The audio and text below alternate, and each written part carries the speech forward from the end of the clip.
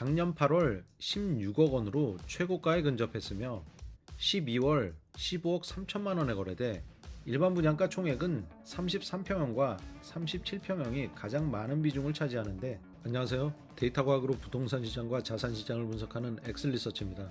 이번에 분석하는 재건축 단지는 직전 영상에서 분석했던 임해촌 청구 아파트 단독 재건축 사업성 분석에 이어 임해 청구 6단지와 성지 7단지 아파트의 통합 재건축 개발 이익률에 대해 분석하도록 하겠습니다.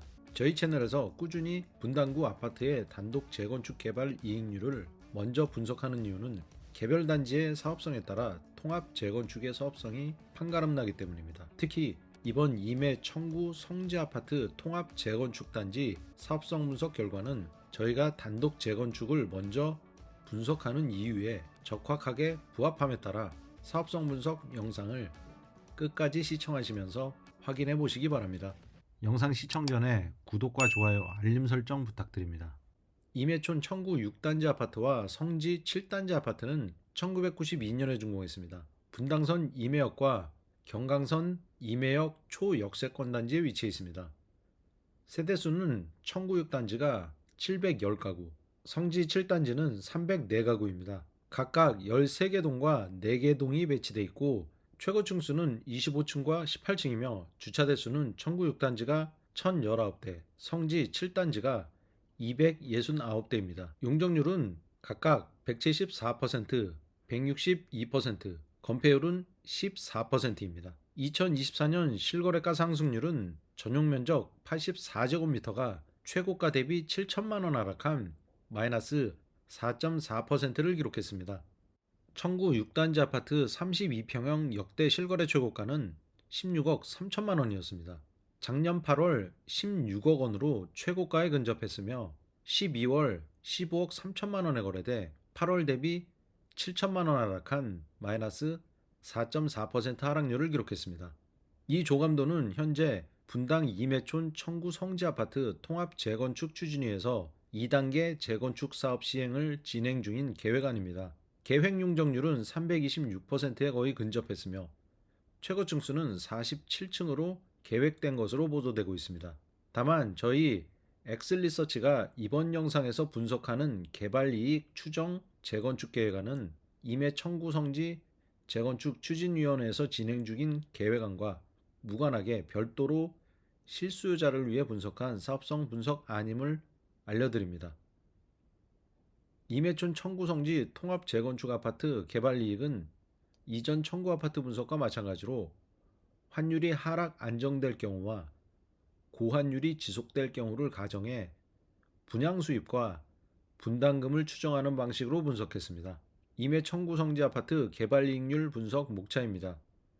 첫 번째 페이지에서는 특별정비 예정구역 추진 일정을 설명드리고, 두 번째 페이지는 재건축 개발 밀도, 세 번째 페이지는 사업성 분석 전제 조건입니다. 또한 네 번째 페이지는 개발 이익률 추정을 위한 계산식, 다섯 번째는 총 사업비를 산정합니다. 그리고 여섯 번째 페이지는 면적별 종전 자산 가격을 추정하며 일곱 번째는 재건축이 완료된 후 아파트 가격을 산정합니다. 여덟 번째와 아홉 번째 페이지는 각각 조합원 또는 토지 등 소유자의 분양 수입을 통해 재건축 분담금을 산정하게 됩니다. 노후계획도시 특별정비 예정구역으로 지정된 분담구는 주거 유형별로 기준 용적률을 제시하고 있습니다. 특히 아파트는 기준 용적률 326%를 적용받기 위해선 증가된 용적률을 공공기여 형식으로 기부 체납해야 합니다. 성남 노후계획도시 정비기본계획안에 따른 단계별 추진계획을 보면 선도지구에 선정되지 못한 단지는 2026년 2단계 지구 사업시행에서 인허가 절차를 진행할 수 있습니다. 임해 청구성지 통합 재건축 단지도 이 일정에 따라 절차를 진행하면 됩니다. 임해 청구성지 통합 재건축 단지는 기존 용적률 168.5%에서 허용 용적률인 326%를 적용받기 위해 기부 체납률 10%를 충족해야 합니다. 1,300원대 환율 하락 안정기일 경우 사업성 분석 조건은 기부 체납률 10%를 충족하며 기준 용적률인 326%를 적용한 가구 수인 1804세대로 계획하고 8가지 평면 유형으로 구성하는 것입니다. 또한 조합원 및 토지 등 소유자의 분양가는 일반 분양자의 분양가 대비 약 87%를 적용해 2029년 착공을 기준으로 3.3제곱미터당 1,017만 원의 공사비를 책정해 산정합니다. 또한 종전자산가의 가치평가를 위해 변동성이 큰 시세가 아닌 변동성이 작은 공동주택 공시가격에 1.7배를 적용해 추정합니다.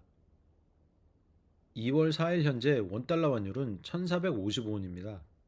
이렇게 고공행진 중인 원달러 환율은 수입 물가 상승으로 이어져 원자재 값이 올라 공사비를 올립니다. 고환율이 지속될 경우를 가정한 사업성 분석 전제 조건은 계획 세대수와 평면 유형은 동일하나 조합원 분양가를 일반 분양가의 약 93%로 적용해 리스크를 반영했습니다. 또한 공사비도 환율 하락 안정시 대비 3.3제곱미터당 7.6% 인상된 1,094만 원으로 산정했고 종전자산 가격은 공동주택 공시가격에 1.3배를 적용해 경기 침체 리스크를 반영했습니다.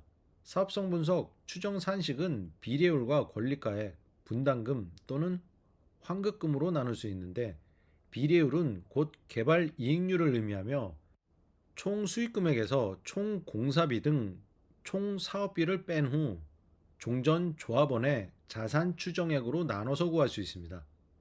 그리고 비례율이 구해지면 조합원의 종전자산 추정 합계액에 비례율을 곱해 조합원 보유 기존 아파트의 권리가격을 알 수 있습니다. 또한 조합원 및 토지 등 소유자가 분양받은 아파트의 분양가격에서 기존 아파트의 권리가격을 빼면 분담금을 내야 할지 환급금을 돌려받을 수 있을지를 확인할 수 있습니다. 임해 청구 성지 통합 재건축단지 추진위가 2단계 사업 시행을 진행할 경우를 가정해 공사비 산출 기준으로 공사비를 추정할 수 있습니다. 2029년 착공 및 분양 신청을 하고 2031년 입주하는 일정에 맞춰 2024년 9월 고시된 국토교통부 기본형 건축비에 환율 리스크 및 인플레이션을 반영해 추정 공사비를 산출합니다. 환율이 하락 안정될 경우 종전자산가격 추정 세부 기준은 2025년 1월 현재 공동주택 공시가격의 170%를 보정해 일괄 적용했습니다.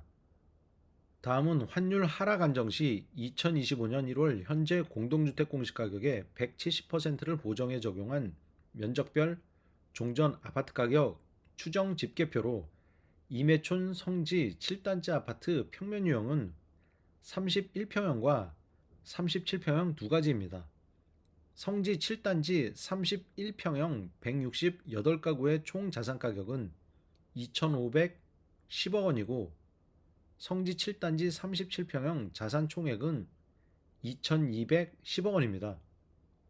청구 성지 통합 재건축 단지는 청구 아파트 기존 세대수 710세대에서 성지 6단지와 통합해 가구 수가 1,014세대로 증가하며 청구 아파트 자산 총액인 1조 2,221억 원에서 4,721억 원 늘어난 1조 6,942억 원으로 높아졌습니다.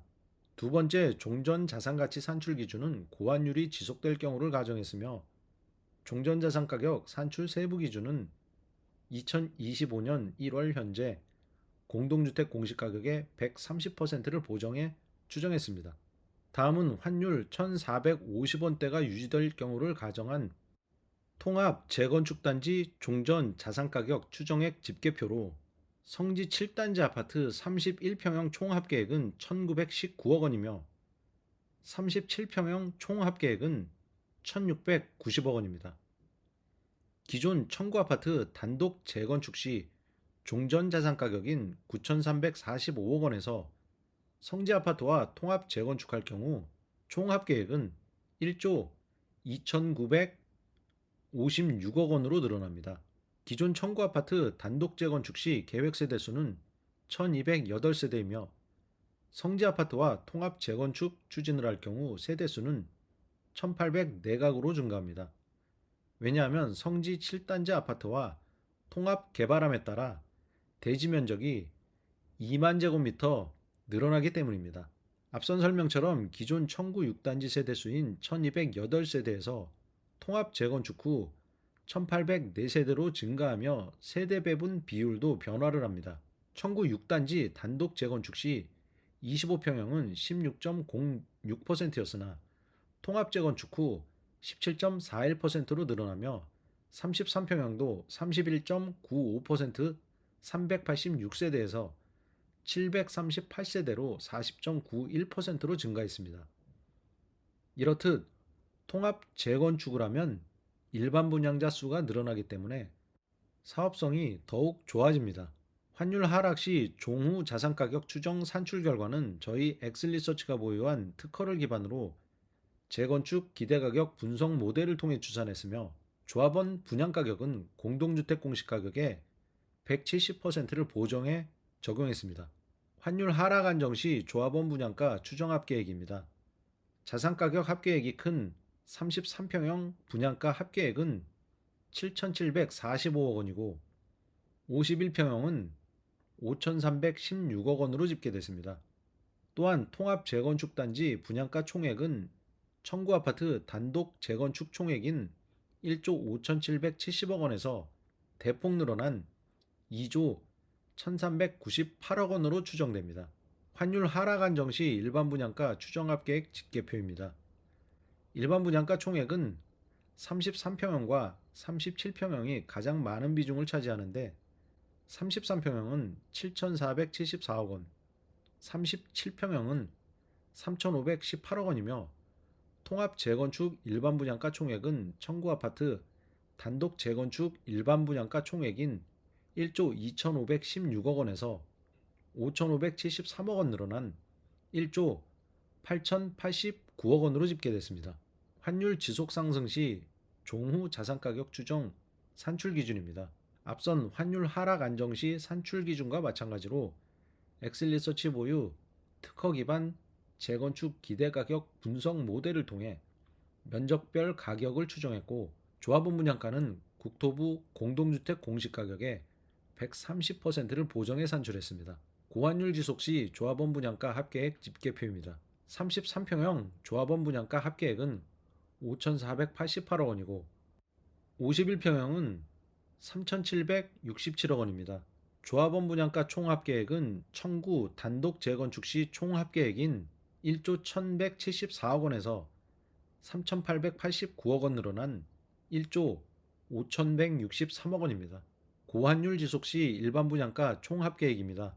33평형과 37평형 일반 분양가 합계액은 각각 4,916억 원과 2,314억 원이고 일반 분양가 총액은 단독 재건축 총액인 8,233억 원에서 3,666억 원 늘어난 1조 1,899억 원입니다. 공공기여 방식은 노후계획도시 정비기본계획안에 따라 4가지 방식으로 적용할 수 있는데 첫 번째 방식은 공공주택 공급, 두 번째는 기반시설 설치, 세 번째는 자족용지 확보, 네 번째는 공공기여금을 납부하는 방식입니다.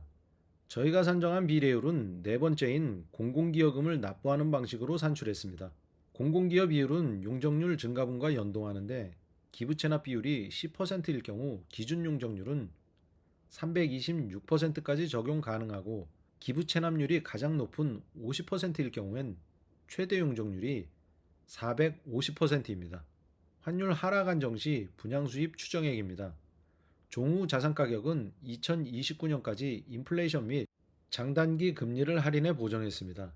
총 분양 수입액은 3조 9,487억 원으로 청구 아파트 단독 재건축 시 수입 총액인 2조 8,286억 원을 크게 웃돕니다. 또한 총 사업비는 세대수가 증가함에 따라 청구 단독 재건축 사업비인 9,495억 원보다 3,990억 원 늘어난 1조 3,485억 원으로 집계됐습니다. 그리고 조합원 총자산은 1조 6,942억 원이며 비례율은 단독 재건축 추진 시 비례율인 153.75%에서 153.48%로 큰 차이가 없어 사업성이 매우 높습니다. 고환율이 지속될 경우를 가정한 분양수입 추정 총합계획입니다. 총 분양수입액은 청구 아파트 단독 재건축 분양수입액인 1조 9,408억 원보다 증가한 2조 7,062억 원입니다. 또한 총 사업비는 청구 단독 재건축 사업비는 1조 549억 원보다 4,433억 원 증가한 1조 4,982억 원으로 대폭 상승했습니다. 한편 조합원 총 자산액은 세대수 증가로 청구 단독 재건축 단지 총액인 9,345억 원에서 1조 2,956억 원으로 늘어났습니다.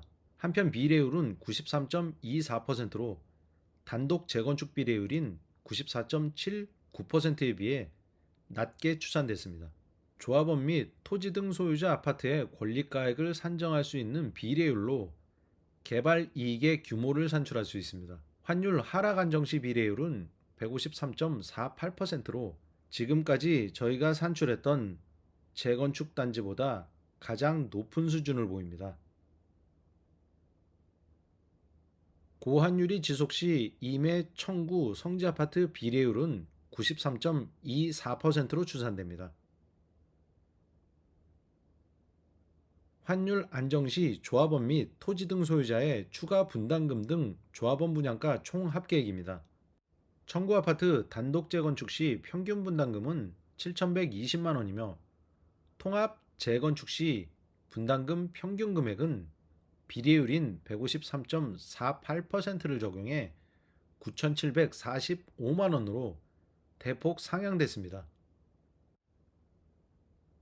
임해 성지 7단지 아파트 31평형 소유자가 33평형을 분양받을 경우 3억 6,600만 원을 환급받을 수 있고 임해 청구 6단지 아파트 32평형 소유자가 33평형을 분양받을 경우 4억 9천만 원까지 환급받을 수 있습니다. 한편 임해 청구 아파트 36평형 소유자가 37평형을 분양받을 경우엔 4억 4,500만 원을 환급받게 됩니다. 또한 성지 6단지 37평형 소유자가 37평형을 분양받을 경우엔 3억 7,700만 원을 환급받을 수 있어 높은 비례율만큼 소유자에게 큰 자본 차익이 발생하게 됩니다. 고환율 지속 시 조합원 및 토지 등 소유자의 추가 분담금 합계액입니다. 통합 재건축 단지 평균 분담금은 청구 아파트 단독 재건축 시 평균 금액인 5억 7,360만 원에서 1,285만 원 줄어든 5억 6,075만 원입니다.